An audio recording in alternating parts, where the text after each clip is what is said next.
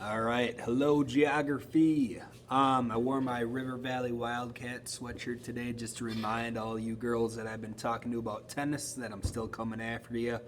We'll get summer tennis info out to you as soon as we can.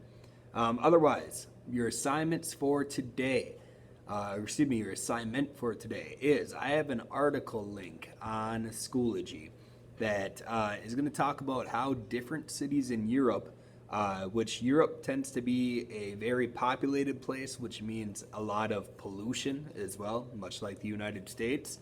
Um, the article is going to talk about specific ways that certain big, large cities in Europe are trying to reduce the pollution numbers in their cities. So, taking little steps here and there to hopefully contribute to the overall reduction of pollution around Europe. Like I said, Europe is a very polluted country.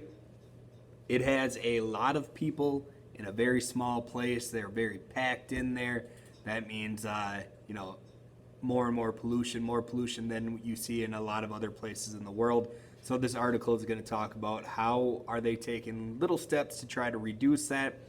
After reading the article, or what I would suggest doing is while you're reading the article, maybe have the article pulled up and your quiz pulled up. It's just questions from the article.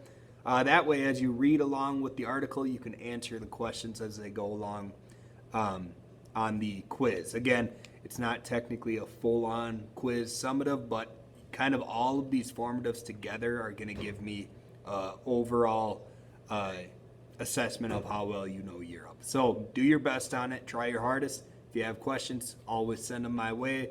Schoology, we can always video conference, whatever you'd like to do. But otherwise, try to do that article and get it done by the next school day.